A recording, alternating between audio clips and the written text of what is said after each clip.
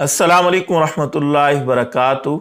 बाद मुसलमान सवाल करते हैं कि नापाकी की हालत में, जनाबत की हालत में औरत सहरी बना सकती है, हमारे लिए खाना बना सकती है या नहीं, हम उसके हाथ का बना हुआ खाना खा सकते हैं या नहीं। जी बिल्कुल, अगर औरत नापाक है, जुम्बी है, नापाकी की हालत में है, जैसा कि हैज़ आ जाता है, ख़ास अयाम होते हैं, पीरियड्स आते हैं, या निफास की हालत में है, ख़ास अयाम होते हैं, नमाज इस हालत में औरत नहीं पढ़ सकती, रोज़ा नहीं रख सकती, तो इस हालत में अगर वो खाना बनाएगी, आटा गूंदेगी, सालन बनाएगी, जो भी बनाएगी, आपके लिए खाना बिल्कुल जायज़ है। अगर आप नहीं खाएंगे तो गुनाहगार होंगे। अब बहुत सारे लोग ऐसे ही एवं ही मुफ्ती बने फिरते हैं। उनको जब शरीयत का मसला बताओ ना, वो आगे से गले में पड़ जाते हैं, कहते हैं मौलवी साहब ये कैसा हो सकता है, दिल ही नहीं मानता, मेरा ज़हन नहीं मानता, इस किस्म की बातें करते हैं। भाई ज़हन को शरीयत के ताबे करना है, ज़हन को शरीयत के ताबे करना है, ना कि शरीयत को अपने अकल के ताबे करना है।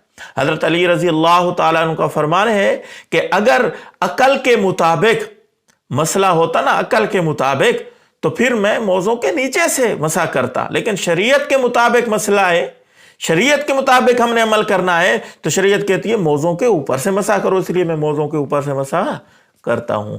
तो इस हालत में कोई हर्ज नहीं है। भाई ये जो नापाकी है ना औरत की, ये जिस्मानी नापाकी नहीं है, ये नजर ना आने वाली नापाकी है। हजूर करीम सल्लल्लाहु अलैहि वसल्लम एक मरतबा यूं गली से जा रहे थे, रास्ते में एक सहाबी मिले, रसूलुल्लाह सल्लल्लाहु अलैहि वसल्लम ने सलाम किया, उसने जवाब नहीं दिया। हजूर सल्लल्लाहु अलैहि वसल्लम सोचने लगे पता नहीं इसने सलाम का जवाब क्यों नहीं दिया। ये सही हदीस है। रसूल करीम सल्लल्लाहु अलैहि वसल्लम मस्जिद नबी में तशरीफ ले गए। कुछ देर के बाद वो सहाबी दौड़ते दौड़ते आए और रसूलुल्लाह सल्लल्लाहु अलैहि वसल्लम को अर्ज करने गए, या रसूलुल्लाह वालेकुमुस्सलाम। हजूर करीम सल्लल्लाहु अलैहि वसल्लम ने फिर हैरानी का मुजाहरा किया कि ये क्या हुआ, अब तो सलाम का जवाब दे रहा है, उस वक्त तूने सलाम का जवाब क्यों नहीं दिया।